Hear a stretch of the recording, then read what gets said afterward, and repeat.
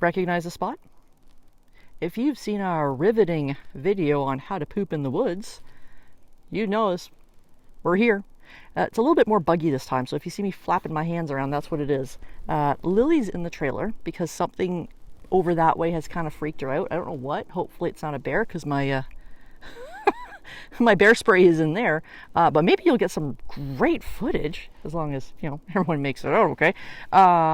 Yes, very important topic we have to discuss. Should boondocking be banned?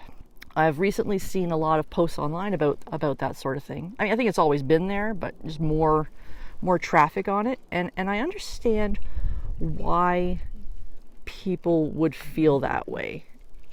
And hopefully, if you hadn't thought about it, I can kind of steer you to thinking about it now, because it's a very important topic. And I think if we don't, as boondockers, which I consider myself to be, if we don't get ahead of that, we are going to figuratively shoot ourselves in the foot. Or at least the few people who ruin everything for everyone else will shoot the rest of us in the foot. So what's the argument for banning boondocking? We don't contribute to the local economy.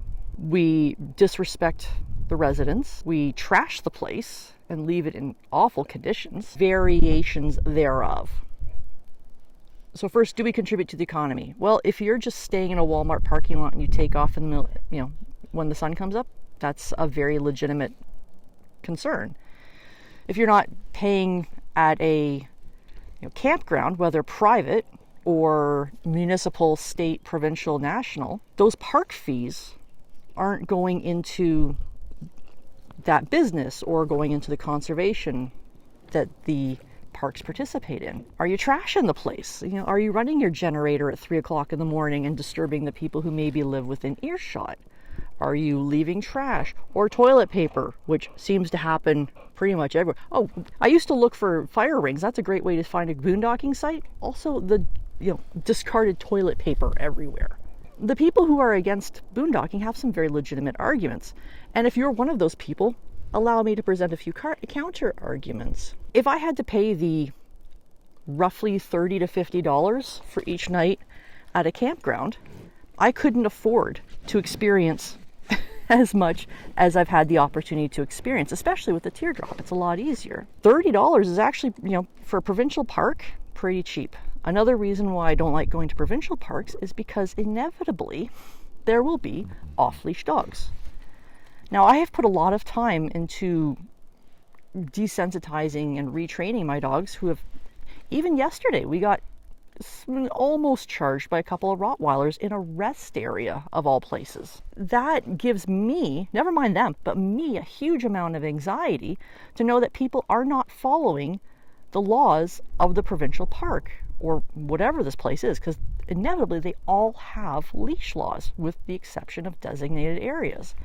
But people go, oh, well, Fluffy's friendly, so it's okay. No one cares how friendly Fluffy is if Fluffy is taking a run at a service dog. If Fluffy is running up to a child who was maybe knocked down 2 days ago and is scared of dogs. No one cares if that person that Fluffy is running towards was attacked as a child or comes from a place where, dogs aren't considered pets. I've seen dogs chase after cars. I've had my car chased after going through provincial parks. I've watched kids fall off of bikes because they got startled by dogs. And the argument of, well, you could just notify the park staff. A, why should I have to do that? And B, the damage is often done at that point. And if you've had a run-in and you've called them, they know who's called, which now means I have to watch my back. Because yes, I have had people attempt to intimidate and or threaten me because they got in trouble because they let their dogs off leash. So that's why I prefer, look, I could literally drop my drawers and walk around naked. I don't have to worry about anyone. I don't have to worry about other dogs. I don't have to worry about people with their generators and their tunes going till, the late hour. Nothing like that. As far as contributing to the local economy, once someone pointed that out, I became very, I always kind of was aware of it. Like if I stayed at a Walmart for the night or in a Cracker Barrel or any other commercial business's parking lot, I'll get something from that business as a way of saying, hey, thanks. You saved me. I'll spend $15 and, they, of course, get some of that too. Mm-hmm. and I'll get a breakfast at Cracker Barrel. I'll run into Walmart and get some supplies. So I am still contributing to the local economy, and that's my way of saying thank you. As far as respecting the land, yeah, there are people who don't. They're everywhere. I mean, even it doesn't have to be someone who doesn't live there. I've seen residents of an area treat it like garbage too. So it's just easy to blame the people who pass through, and that's a very, again, legitimate concern. So that's why I think anytime you see anyone talk about boondocking, the first thing everyone will tell you is leave it cleaner than you found it. And again, for the most part, I think that's a very common sentiment. What do you think? Do you have anything else to contribute? I mean, obviously, what's my opinion? I think it should be, I think we need to fight really hard to make sure that this privilege that we have, and it is a privilege, does not get taken away from us. If you look at online listings of campsites, a lot of times you'll see, closed. And a lot of that is because it has been mistreated by people passing through, whether boondockers or just the local tenants who just want to have a good party spot.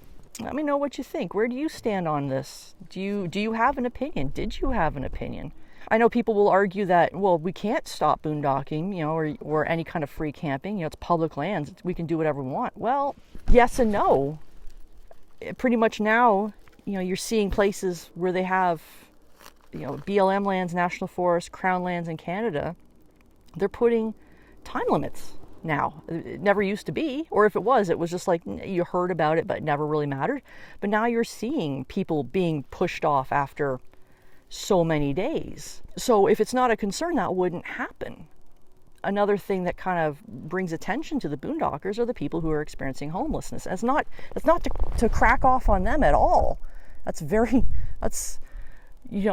says something when people are in that kind of situation. However, it does bring more attention to something that is there. And I might go passing through and be like, well, I just want to stay here for the night. And they're like, well, we don't want people squatting. So we've banned all overnight camping. And that's why in some places, I think it was in the Pacific Northwest I saw it the most, the town had no overnight camping bylaw. So it doesn't matter if, typically Walmart allows you to stay there overnight. The town says, not happening. What do you do in that case? Well, you keep looking. So yeah, let me know your thoughts. Is this something that you had thought of before? Is this a concern for you one way or the other? Please let me know. If you're in support of banning, boondocking, let me know. Like what can we do as a community to make sure that we still have this opportunity? Because it's a great opportunity. I mean, look at this. Do you think I could go to a campground and have no one around? No. You think I could go to a campground and not have to worry about having, some little fluffy pocket dog run up and try and attack my bulldog? No, of course not, because people suck. Thank you for watching. I really appreciate it. I know I say it with every video, and that's because it's true. You took time out of your day to watch me swat at flies and have a meathead on my lap. Throw your thoughts in the comments below, and stay tuned for the next video. If you have any other ideas, let me know. I'd love to tackle them. Safe travels. We'll see you out there.